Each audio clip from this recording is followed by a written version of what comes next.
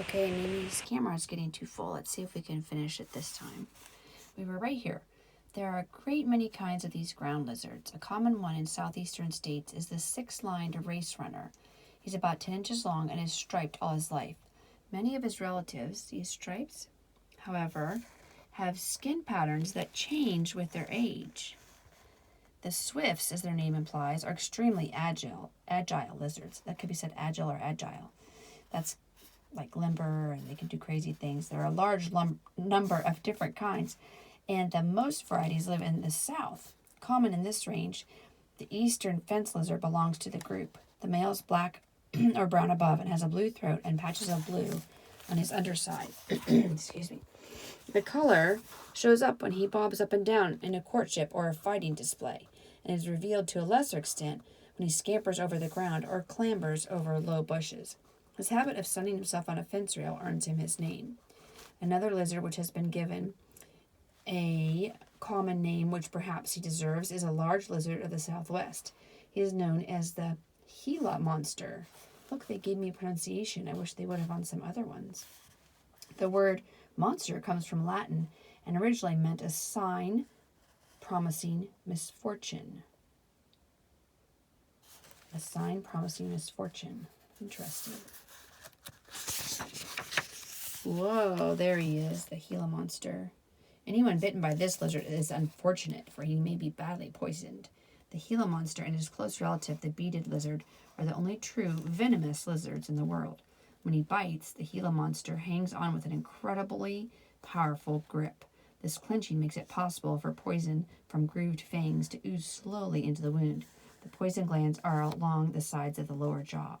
For a generally slow-moving lizard, the Gila monster's snapping bite is unexpectedly quick. He hisses when he's angry. The Gila monster's skin has strange scales that give him a pebbled or beaded appearance in color. He's often pinkish with many irregular black markings. This thick-bodied, blunt-headed lizard measures as much as 20 inches from nose to tail tip when full grown. He stores fat in his tail, which grows less plump when he is underfed. Usually he prowls at night and catches then small animals too young to escape his slow walk. Eggs and newly hatched birds are favorite foods. He uses his flicking tongue to sense their whereabouts. The tongue sends a message to his brain by way of a special device called Jacobson's organ in the roof of his mouth. The Gila part of this lizard's name comes from his home territory, for he is found in the regions bordering on the Gila River and its tributaries. The beaded lizard of western Mexico is somewhat larger than his neighbor, and his tail is longer in proportion to his body length. There is more black or dark brown to the pattern of color on his yellowish body. His all-black head definitely identifies him. Next to the Gila monster, the chuckwalla, though his name is thought to be of Indian origin, is our most bulky lizard. He is a chunky creature, about 18 inches long. His home is in the southwestern Rocky Deserts. At night, or when he is scared, he retreats to a crevice in the rocks. There he is quite safe, for he can blow up his body with air until he is wedged tightly in his refuge. The chuckwalla is an eater of fruits and plants. He used to be eaten by Indians. On discovering a chuckwalla in his hiding place, an Indian deflated the lizard by spearing him with a sharpened stick, and then could pull him out. Look at him inflated there. That's interesting. Is it the same guy up here up top? And then he's inflated in the bottom, I think, the chuckwalla. There are many legends about dragons, but no one today believes there are or ever were any such huge flame-spitting reptiles. I don't think what they're saying is true. This is this author's opinion, right? Yet there is a creature known as a dragon, called the Komodo dragon. This gigantic lizard looks much like the ancient pictures of the mythical evildoer. His head resembles that of a large snake, especially when he flicks out his long, forked yellow tongue. There he is. The Komodo dragon. I think Pop's worked with one of those at the zoo, actually. He hisses when he's angry and lashes his thick tail from side to side. Sometimes he raises up his heavy body as he walks on his muscular hind legs. The Komodo dragon is the biggest and most aggressive lizard known. He may reach a length of 10 feet or even more. Look at him. And may weigh over about 300 pounds. Wow, that's like maybe 2 daddies or 3 mommies. Depends, huh? With his talon-like claws, this great lizard catches wild... Ooh, what did he catch? Pigs and other similarly, can you say that? Similarly large animals.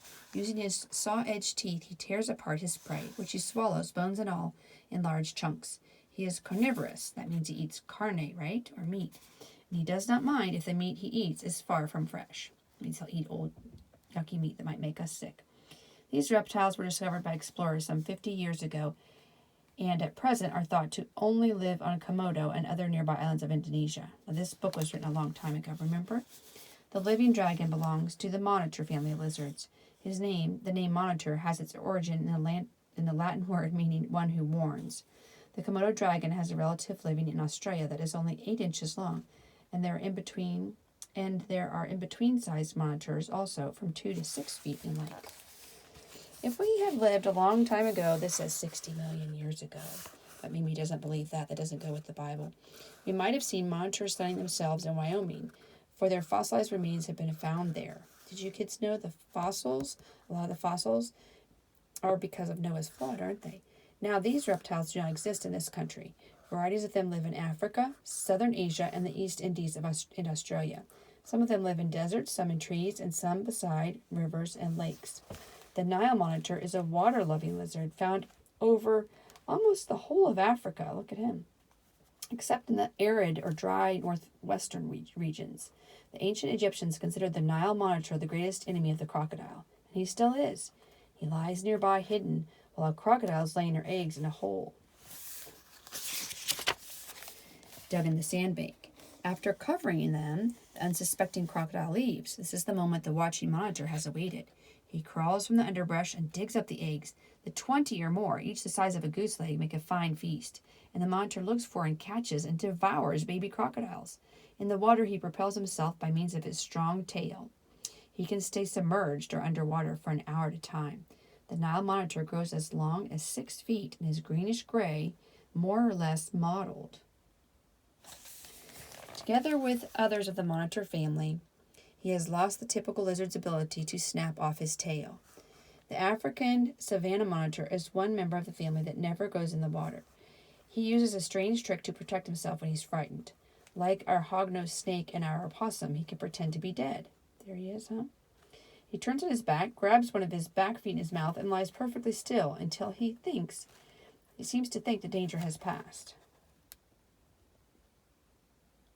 There's the possum playing dead, and the hognose snake that Mimi doesn't know about. We'll have to read about snakes another day. Many kinds of lizards go into the fresh water of lakes and rivers readily, but the only one that is at home in the sea is the marine iguana of the Galapagos Islands. This lizard's sole food is seaweed, which he gathers from the rocks or from beneath the water. He has strong, sharp claws needed for scrambling over the rocky shore that is his home. Marine iguanas average about 3 feet in length, though some individuals may grow to be 5 feet long. These lizards live together in large, tightly packed herds and crawl over each other with no show of courtesy. That means kindness or manners. Living peaceably, they make little use of the spiky ridge that grows down the spine and tail, though in the mating season, one male may butt another's knobby head. At that time, the courting colors of the rough skin are brighter than the usual grayish-black. The rust-brown land iguana lives in the same region, but away from the shore. He is somewhat smaller